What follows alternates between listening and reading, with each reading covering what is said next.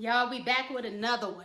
So today I'm talking about competitive people that pretend to be friends.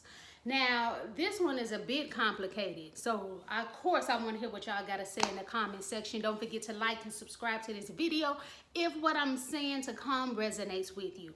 So, these competitive people, they act like they're your friends. You know, they get around you. You think they're happy for you, but really they're not. They just really competing with you. Case in point, here you go. You out with somebody, they asking you all type of kind of personal questions, right? Like, oh, how much you make? Oh, or how long you been doing this job? Or how long you been doing that? Or, you know, oh yeah, you used to do something like this. Oh, what was your life like before? Like, specifically tell me, like, what kind of stuff were you into? Like, they trying to find out your income. Why they want to know your income? Because they want to see if you making more than them, because they secretly trying to compete with you. So they not gonna just come out and tell you, you know, maybe I'm jealous or maybe I'm just super competitive. They don't know. I don't think they competitive also always equates to jealousy. What do y'all think? But they're not gonna come out and tell you this, one, because it's taboo. People don't, it's not a good thing to be a jealous person. So most people are not gonna come out to say they jealous of you. They just gonna be competing with you and everything. Like, they gonna ask you how long you been married, how your kids doing in school, what kind of grades your kids getting, your kids been expelled or fighting in school. Because they wanna compare their kids to every little aspect of your life. They trying to compete with you and stuff. These people, they can never just be content. Y'all just can't sit down and have a good lunch together, can't sit down and have a good drink, because they all up in your business. But one thing I notice about these competitive people is that they ask you all these personal questions, but when they talk about their lives, they're super vague. They're like, oh yeah, this happened or that happened, but I don't want to go into that, or this and this. Yeah, but I ain't gonna tell that story. And then they back asking you question after question. You getting grilled. You know what I'm saying? You know, I've even had it to the point, I've seen it, that religious people would do it to you too. Like, how many days a week do you fast?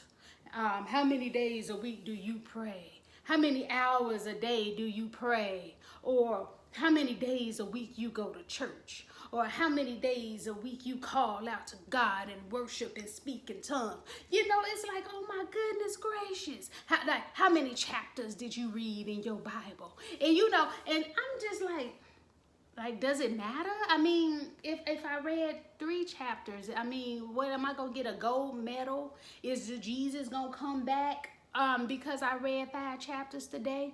Or if I prayed for 5 minutes versus 30 minutes or an hour, like, what does that make me more special and spiritual and good in the eyes of God? Like, what are we really doing? You know? And then it's just like, come on, people, can't we both be great together? But no, it ain't like that. You know, like, I've even had the situation happen with past supervisors and stuff before. Like, for instance, there was this one woman at the center where I was working at, super talented, and would not sell her work for nothing. I mean, she had been there a whole year. I was trying to get her to sell her work. Like, go on to Etsy, go do this. You know, like, because, you know, you're homeless. You know, maybe this will get you some money for you and your family, and y'all can come out of this because you can't work and, you know, at other type of jobs, you know, won't you do this? But never would. One time I told the supervisor, I was like, you know, it gets a little frustrating after a while. It's like the person is always talking about they need money, they sick of being homeless, but when it's time to try to sell their work or something, they won't do nothing. And the supervisor's all like, well, she knew I wrote books. She's like, well, Samyra, everybody can't be like you, you know. And then the supervisor goes on to say, like, even me, like, you write books, Samyra, but even me, I'm thinking about writing a book, but, you know, like, my thoughts get in the way, and sometimes I don't feel good enough, and I don't even do it, and stuff like this, and all the and going on. And I'm like, how long you been feeling that way? You're, what? How did my conversation about the client turn into you and what I do and what you do? You know what I'm saying? Like, where's the comparison where's that coming in from? And then it's like, I don't know, like some of these people that even when they be competing with you got heck of dang on excuses. Like people will say stuff like, and I do believe this is typically excuse, like when you like put it back on them, like, well, what are you doing, or what's going on with your life, since you all in my life and telling me what I should do and what I shouldn't do and stuff like this, about what I got going on. And then you find out they got excuses always about why they can't do anything, yet they want to try to tell you what to do or keep finding out what you doing. You know, like some of it's gonna rub off on them or something. Like you get people that constantly like, well, I can't do this because, you know, my father did this to me or my mother did this to me and I can't do it, but you know, you're doing it and stuff like that. And it's like, come on, I'm freaking the poster child for child abuse.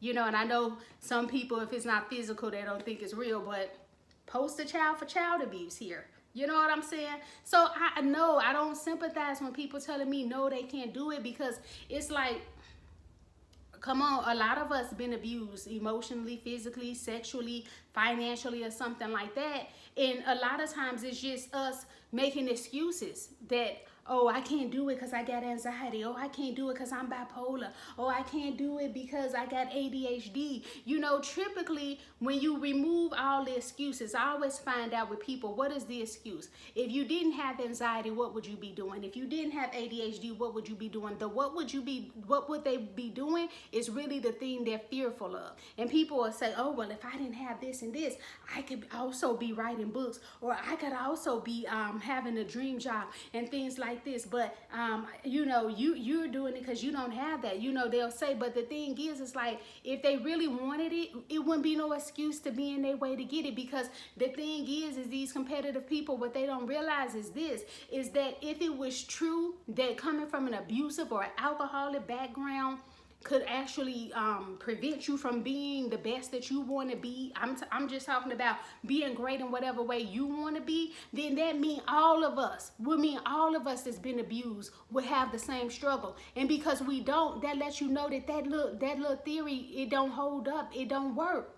Because if that was the case, every abused person would be somewhere homeless, like, well, I can't do it because my mama yelled at me, my daddy beat me, my grandma did this, I was in foster care. If that was the case, we'd all have a big community outside somewhere sleeping under the bridge or down on Skid Row. But I tell you, these competitive people, like I say, at the end of the day, y'all, they don't even really like you. They just want to be around just so they can keep a tally in their own head. Oh, did something bad happen to her, or something bad happen to him? Inwardly, they're like, yes, they're rejoicing, because it's like, ooh, I got a check. I'm winning now. I'm ahead of them now in some type of way. And it's even more pathetic when you get family members that'll do it to you. I used to have it when I was growing up. Like, for instance, if I got a bad grade, you know, I would tell a certain family member, and they rejoice and like, oh, yes, you know, they just loved it. Or come around and they're like, oh, I'm like, oh, they're like, oh yeah, I'm small, I'm skinnier than you. You're bigger than me. Oh, I had this happen. You didn't have this happen. Oh, you had that happen. Woohoo! And something bad happened to you. Oh, but this happened with me. And it's like, why are you in competition? I'm not in competition with you. Like, these people can't rest. And the reason why they want to be your friend, because the best way to trick somebody to get a lot of the information out of them is to act like you really like them. Act like you really love to be in their presence, and that's what they do. But the whole time they unsettled when they're in your face. And some of them that's super competitive start getting smart. You got to watch out for this. See, some of them are lazy. They want to beat you and everything, but they don't want to do the stamina. They ain't got the motivation. You got to do nothing. So they feel like they little lazy, trifling self gonna come around you and suck up all your energy and start trying to get you to do everything. Have you had that happen to you too? You know, you got something going on. Maybe you good at singing. Maybe you in the studio. You got all this stuff going on. Instead of them getting in the studio and everything, they gonna come to you and try to get all your contacts. They gonna see if they can get you to put some money on, or if they can sneak in your studio session so they ain't gotta pay nothing. Or they gonna drain you for everything you got and so they ain't hardly gotta do nothing. you know, or whatever it is that you good at. They gonna come in and get all your information. They ain't gonna buy none of your materials. Let's say, for instance, if you selling incense, they gonna ask you how to make it. They gonna try to get you to make some for them and give it to them for free. Girl, they gonna be trying to get every little knowledge of you. You gonna tell them how to do it, and they so lazy. Even if you tell them everything you worked hard for, they ain't gonna buy your incense. They ain't gonna share your incense online. They ain't gonna tell nobody else about what you got going on, because they in competition. So they ain't gonna do nothing to benefit you, but they gonna suck all the energy and life and stamina out of you while they gonna try to get ahead. But at the end of the day, they gonna fumble the bag. They gonna drop the bag because they ain't got the quality of work ethic that you got. And see, that's the thing. A lot of these people be jealous haters, but they want what you got, but they don't want to put the work in to get what you got. You know what I'm saying?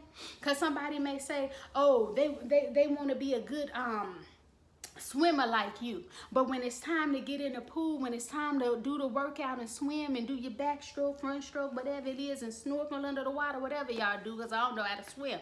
No, they ain't gonna be there. If you tell them to meet you at 5 and you gonna show them how to swim, oh, they want to beat you and want to be better than you, but guess what? They don't want to roll out the bed. But they still want to be greater than you. And so when good things happen to you because they're in competition, they want to pretend like, oh, it's just magic that it happened for you. Oh, it's just luck. Why? Because they want to sleep good at night. And if they can tell themselves, oh, it's just magic, it's just luck, you just happen upon that, then they can feel so good about themselves. They ain't gotta come to the conclusion that they're lazy, or that they're still blaming their mama and daddy at 25, 30 years old, talking about why they can't do this and that. You know, they gotta have an excuse because it's too real, it's too hurtful. Too much guilt and shame come when they gotta say, it's me that's preventing me from being great. At least it's me that's in my own way. My self-esteem too low. I think too lowly of myself. I ain't gonna get out there to do nothing, because if I do, I may realize that I'm gonna fail.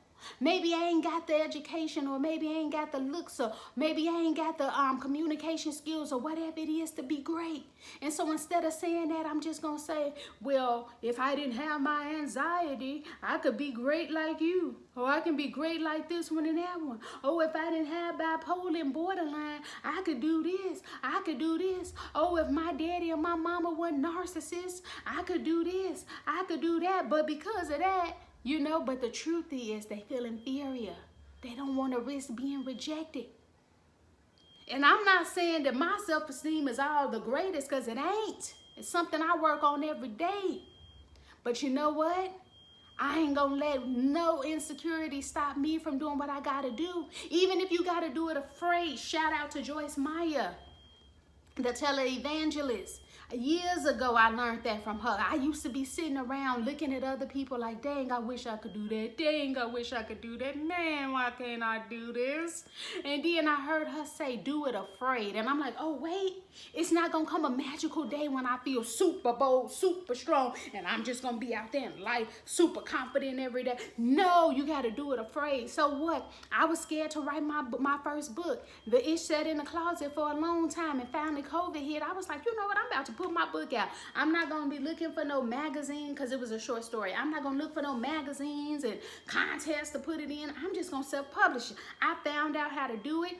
I reached out to somebody. That person didn't want to help me. I did it my dang on self. Why? Because we got Google and we got YouTube. So a lot of us out here making excuses when we in the age of technology and wisdom, knowledge, and understanding. Come on, y'all. Come on, talk back to me. Leave a like and comment and subscribe to this channel if you liking what I'm talking about. And those, some people may be upset, may inside, because it apply to you. If it apply to you, book a session with me and we can work on that together. But don't be mad at me, because I'm telling the truth and putting the layers back on that onion. You know, that skin, them layers on that onion, looking at the root cause of this, that insecurity, that low self-esteem, that shame, feeling you ain't good enough, probably because your parents said it, but I'm here to say you can overcome. You know? So yeah, the thing is we got to do that stuff afraid. So I was nervous. I was afraid to do my book, but I said I'm going to do it afraid. Even though I got like butterflies jumping around in my stomach, I'm still going to put it out. I reworked it and I hired some bad editors twice. Oh my God. But anywho, I finally found some good editors, proofreaders, and got it going. Because grammar ain't my best thing. You know, a lot of people say, well, I can't do it because this. I used to think, well, I can't write no more books because I ain't do good in English and I ain't do my grammar. Hire somebody, outsource it. It's no excuses in 2022, about to be 2023.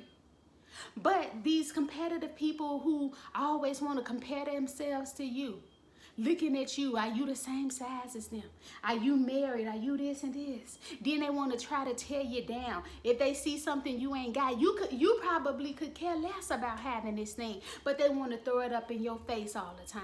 Oh, I see you don't have 3 kids. You know, I got 3. I mean, you only got that 1. I mean, y'all working on getting some more. And it's like, you ain't even told them you wanted 3. You satisfied with 1. But because that little jealousy in the core of their heart, they got to constantly try to pick up on things that you ain't got in your life.